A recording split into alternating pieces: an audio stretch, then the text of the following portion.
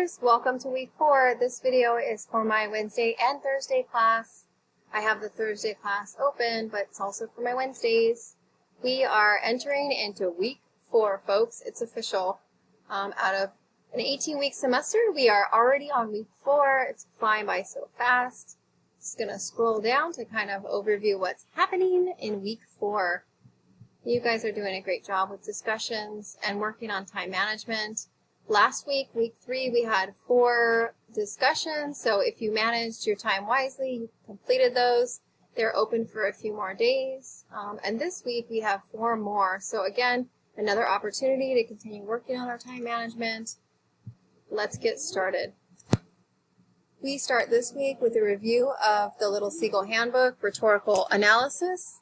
I'm going to go ahead and click on it so you can see what it looks like. So again, we start off with the rhetorical analysis and the rhetorical triangle. We're just sinking in information more as we build on our knowledge. I'm going to go ahead and click on the PDF version of the Little Seagull Handbook, Rhetorical Analysis. If you have your handbook, you're welcome to use that instead.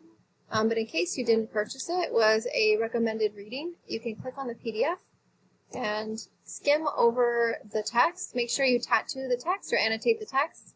It's already bolded and highlighted the important sections. So we have some tips and tricks for textual analysis. The newer version will say rhetorical analysis. So some ideas for going over summary, paying attention to the context, interpretation when you're writing a summary. It's not what you think it was about, it's what it was actually about. Stick with the facts.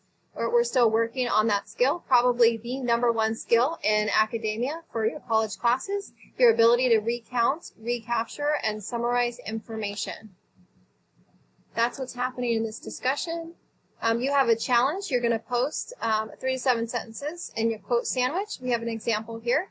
There's also a PDF for templates or Mad Libs, academic Mad Libs. Those are super helpful for sandwiching your quote. Again, remember, this is practice, so try it.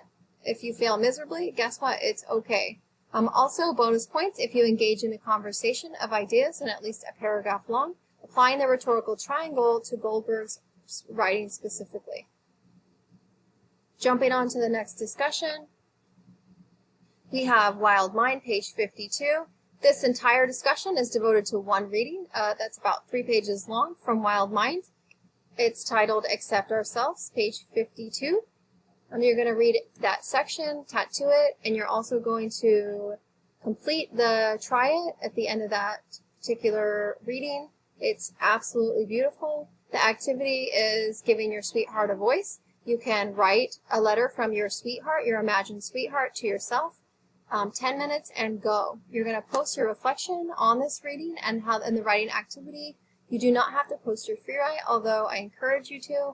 That way you can hear the sound of your voice, and you can even revise it a little bit as you take it from the page onto the screen here. That gives you a little bit of critical distance. You can look more at your writing and the word choices that you're making, the sound of your voice. That is the second discussion. Jumping to the next one, we have Clump here, and you can decide what you want to engage in for this particular section. There's 30 pages of short stories or stories here, page 60 to 91, chapters 14 through 24. Again, engage in your critical skimming skills. But for this particular discussion, you're picking one story, folks. You don't have to write about all of them. I'd rather you pick one and go closely into it than just skim over or gloss over all 10 stories. So pick one here and share a golden line from the story. Tell us why you picked it or what it means to you. And again, make sure you're practicing MLA citing on these discussions. That way, when you shift over to essay #1, it will be second nature. Last discussion for week 4. Moving on over. Don't forget, respond to a classmate's post. The last discussion is a recap of the rhetorical triangle and framework. Should be stuck in your head by now.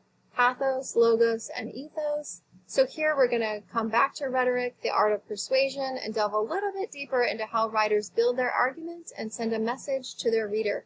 We are looking at the craft of writing and strategies that are being used. So it's very tempting to want to look at content because message is included in rhetoric, but remember we are looking at the subtlety or the craft of how a writer does it.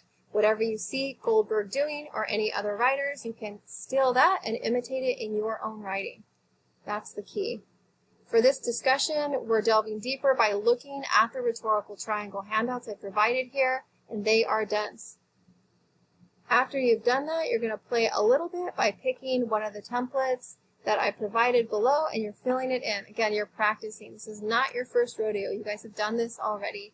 Be sure to try your best. Tweak the template if it doesn't work for you. That's what I do with the Mad Libs. I just tweak them so they sound smoother or the way that I want them to sound.